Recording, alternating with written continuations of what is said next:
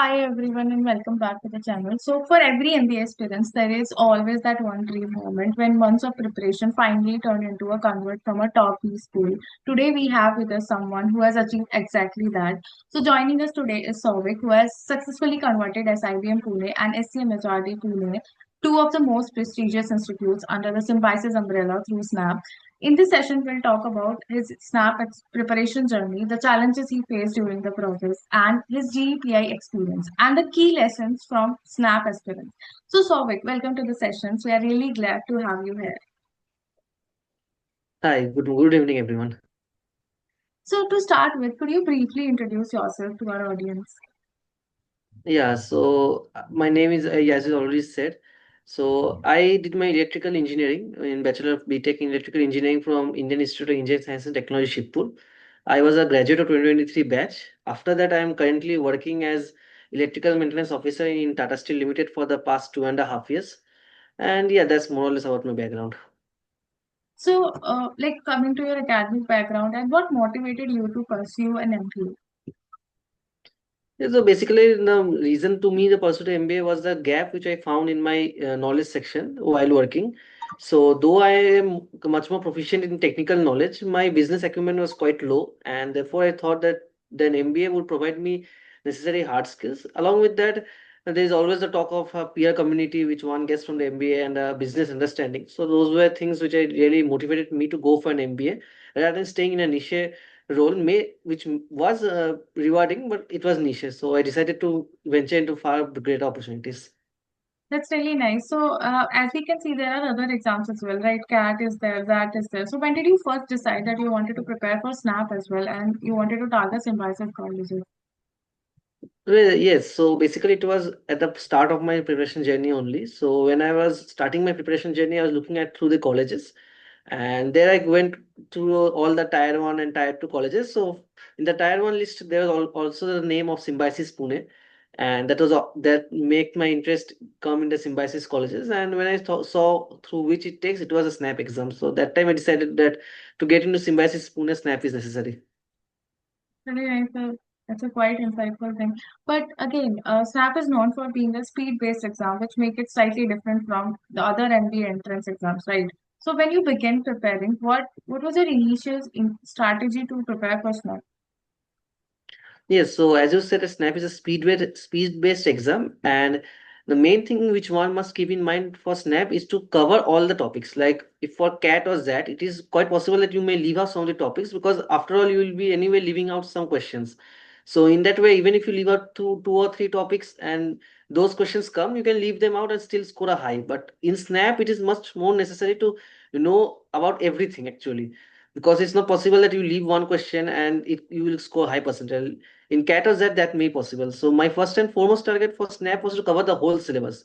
If not, and SNAP always gives formula-based questions. It's not like very in-depth questions. So you must have the breadth in yourself. The depth is not that necessary, which is requiring CAT or Z. But in SNAP, you must know the breadth. So that was my first and foremost priority. Since you mentioned the breadth actually matters a lot, so which section do you find the most challenging during the preparation phase? Since it also has same the like three sections parts, right? So, which section is the most challenging for you? Yes, so for challenging, I will say two sections I will take the name. The first would be the English section. The reason being that I was also preparing for CAT and Z, and CAT and Z is much more an interpretive type of exam where you have a reading comprehension and you keep on interpreting. So it's quite possible to do it by having just a good commonsensical knowledge. But in SNAP, you need a technical English knowledge, you need the grammar knowledge, you need to know properly the spellings, properly the antonyms. So you need a much more technical knowledge in English. So that was one place where it I needed to build up my knowledge again. I had to brush up on my past concepts, the English grammar. So that was one section, and second was the math section. So as I said earlier as well, that in other management examination is possible you may leave out some topics, but in SNAP you must know all the topics and you must know the basic formulas on every topic. So that was another session where I had to cover most of the formulas. More or less, moreover, there is no time to think in SNAP exam, so you must have the formulas at your fingertips. So I would say the math section was also quite challenging. So, as we're talking about the strategy of and mock tests, so A lot of aspirants struggles with creating the right strategy, right? So how many hours you study daily, or how frequently you should take mock test, or how would you analyze Yes. your mock test and improve your scores over time? Yes, so as I say that if you are to preparing, so for SNAP, I will say more or less 4 hours every day is sufficient. If you divide it into 2 hours for English, I will say 1 hour for maths and 1 hour for logical reasoning. So there also you need to see the technical parts of the English, the grammar usage, the different words and all. In maths, as usual, you have to see through the formulas, and in logical reasoning as well. Like I forgot to mention earlier that like in cat or zat is much more about the brainy side, that how much brain you have that matters more. But in Snap is there are many questions like assumptions, like arguments. Those things are technical, proper procedure behind it. They don't have a common sense knowledge. They have proper procedure which needs to be followed. For example, there is a syllogisms. There is a chapter, so that is a proper technical uh, procedure to solve it. So those things have to be covered. So one must really go into a depth and see how these are to be solved. Coming to the mock test, I'll say one mock test, since it's 1 hour only, one mock test each day is good. And though in Katos that is said to take a 2 or 3 days gap, in Snap I will say that one should take one every day. It's a 1 hour test. It's not that tiring. And regarding analysis, I will say that whatever concept one doesn't feel comfortable at, I'm not saying one got wrong. One, the subject one has got wrong, that has to be done again, he has to revise. But if one is not comfortable as well, that subject he may have to go and see through. For example, certain times I was not able to judge the synonym of a word in English or the antonym of a word. So I more or less tried to get a clear similar meaning, and I got the answer. But that doesn't mean that I knew it. I went back, I revised it, so it made me stronger. In slogs, sometimes the answer may come by luck as well. Means that Hmm. in mock test it may happen, but doesn't mean that you know the slogs. So you need to go back and see why the answer has come. So in this way, the mock should be analyzed. For maths, it is much more easier because it's mostly formula based. So either you know the answer, you don't know. So you exactly know where you have to strike. True, very true. So, as we all believe, no preparation journey is completely smooth. So, how did you stay consistent and motivated during low score phase of yours? Yes, so during my low schooling phases, the only thing it was motivating me was that I have to get through the exam, and that I knew that I can do the knowledge and I have the capability. I just need to polish it up. I will say that anyone who is going through low scoring stages, one must remember that a low scoring does not mean that you do not know. It means that you are just being Hmm. tested on the points which you currently lack. So that's a much better thing. I will say that if one is going low phase in the initial run, he is getting to know the chink in his armor. And if you just keep see it in a positive way, then you are just improving more on it rather than just seeing as low scores. That's very nice. That's very true as well. So, let's talk about the actual exam day. So, how was your SNAP exam day experience? Like, what was the difficulty of the paper, time management strategy, or what would be your one exam day tip for SNAP aspirants? Yeah, so but first coming to a simple exam experience. So mine was I went to the center. It was very smooth, the entry process, and snap centers are not that um strict in frisking as in cat or zat. So that's a good point maybe. So that was good, and other facilities are also very proper as in the snap exam. So that part is well managed. Regarding the time management skill, I will say the most important thing is to be calm, because I was calm during the exam and it never occurred to me that time is running out, because the questions are designed in that way. They're not there to drain out your time. The examiners also know that if they give long questions, they're not able to drain out the time. They know that people have to answer nearly 90% of the questions. So only thing I'll say, be calm and keep on doing, and trust your instinct and preparation, because many times in English the answer will just come to your mind, or in logical Hmm. reasoning the answer will come to your mind instinctively. Just trust that, trust your preparation, keep on marking the answers. Unless you panic, I don't think the time is going to be a very big factor. True, very true. So, when the SNAP results were declared, and what was going through your mind? And when you saw that calls from SIBM Pune and SCMHRD Pune, what was your reaction? Yes, so basically, uh, I will say it was quite fortunate for me that after I came back from a SNAP exam, so I had estimated how much I was getting. So I had estimated all in the 45, 46, because in the past years it was the 99 percentile stage. Hmm. So don't know if I should say luckily or not, but I got 99.99 percentile in SNAP. So that was at the time felt really happy, of course. And SIBM Pune call was more or less guaranteed after it. So after I got the call, the first and foremost was to start the preparation. And yes, the most important thing was the GPA preparation, which I shall we shall talk about. Yeah, that is very true. After the calls, the next important stage is GPI wet preparation only. So how did you prepare for this stage? Yes, so regarding the GEPI process, so the first thing which I have to mention here is the full form. So it's group in exercise plus personal interaction, which creates a large difference. Like I was, Yeah, not me only, I will say most of us are used to GD, which is a group discussion, and group discussion basically like just keep on saying points, and the panel will just stop you at some point. The person who says most good points gets the most marks. It means more or less it's just you have to keep on throwing the points and that's it. yeah, But group exercise is totally a different factor. You have to work together to come to a task. In GD there is usually no conclusion, or even if the conclusion is there, it's mostly forced and no one really thinks about it. But in GE it has to be proper and you must work together. So my preparation was first going through the nuances of the differences between a GD and a GE. And after that, I was enrolled in PrepBee as well. So there were GE workshops there, and I took part in those, and it quite helped me a lot in my understanding the difference between the GD and G, which is I feel the most important part before going to the SNAP in the SIBM or SMH at Symbiosis University process. that's really nice. So could you share your interview experience for SIBM Pune and SCMHRD Pune? What? Yes, so the in both the SMHRD and SIBM Pune, I was in the morning slot. So like our GE was there, and fortunately, I will say I was in a very civilized panel. So the G's were case-based GE with problems to be solved.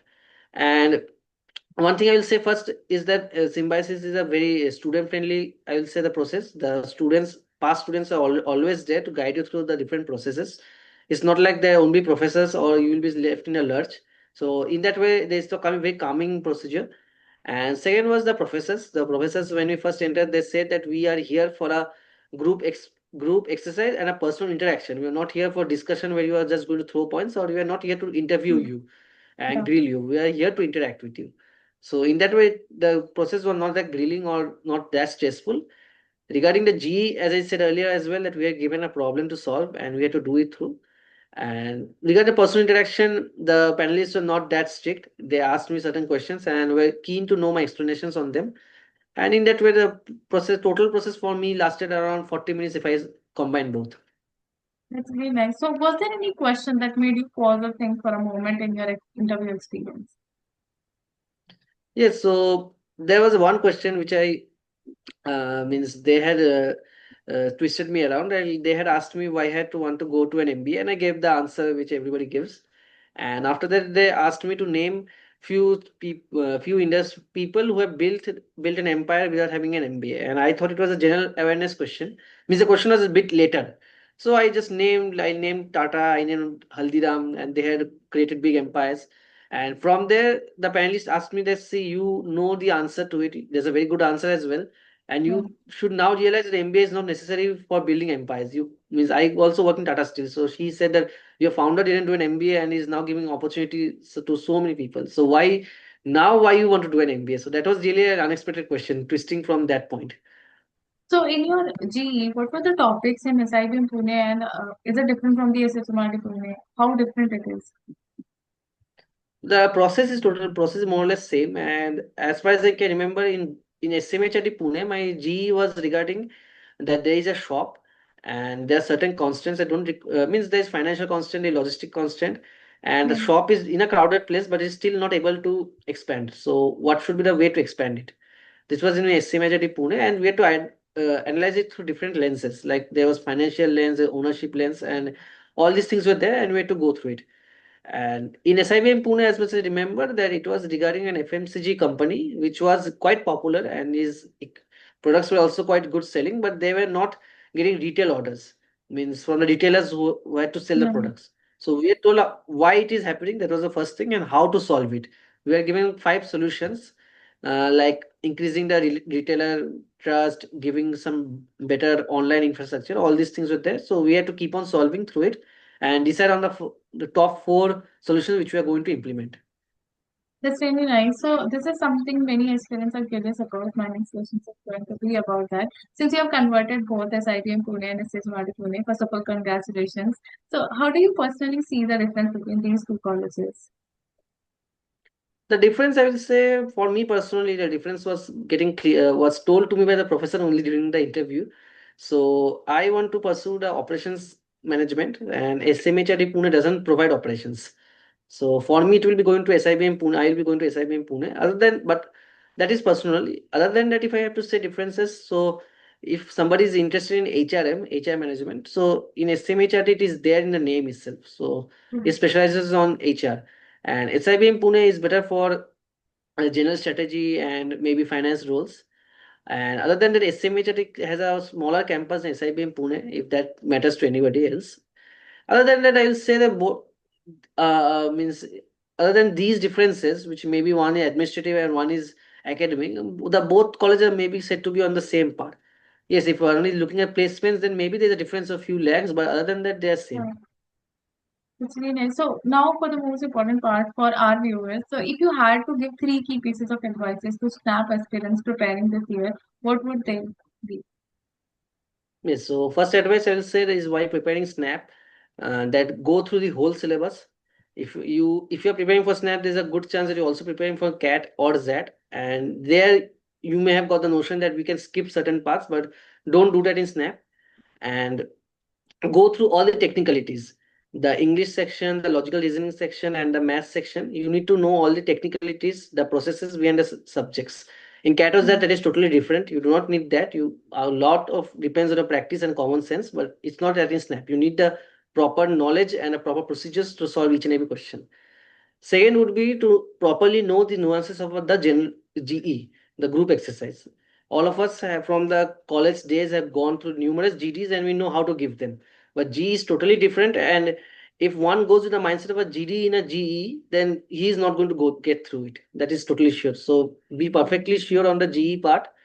And third I would say is the most important, and I'll say more important here is to remain calm, because as I said earlier as well, that snap is speed based, Yeah. and so remaining calm becomes more paramount, because in catos that even if you panic, you have the time and the sections to, means you can bounce back. You in that it's a 3 hour exam. If even if you panic for 5 to 10 minutes, you have a chance to get back.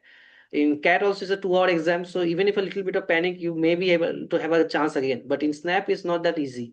So if you panic for 10 minutes, that's nearly 33% of your, that nearly one-sixth of your time gone. So be calm throughout the process, and you will be get through it. That's really nice advice. So any one word to describe your SNAP journey?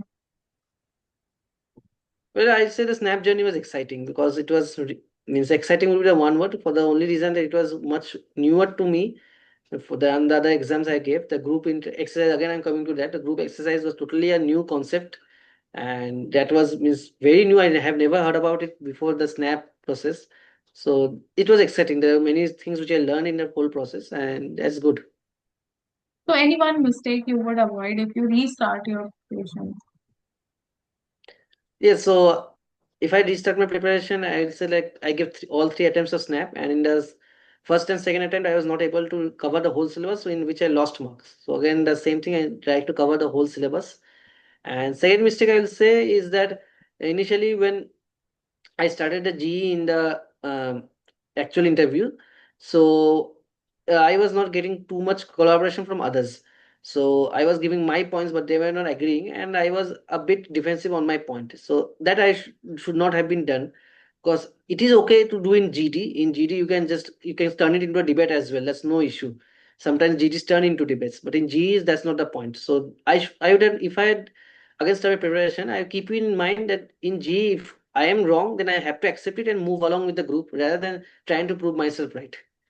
True, true, very true. That's really insightful, though. So, thank you, Souvik. Thank you so much for sharing your journey with us and being honest with us. So your story will definitely inspire many aspirants who are currently preparing for SNAP and dreaming of colleges like SIBM Pune and SCMHRD Pune. And to everyone who is going to watch this video, remember that consistency and the right strategy can take you a long way. If you found this conversation helpful, make sure to like and share this video with other aspirants who are preparing for SIBM and SHRD or specifically SNAP. So since you can resonate with Souvik's journey as well, so we'll see you in the next video. All the best and thank you. Thank you, Souvik. Thank you.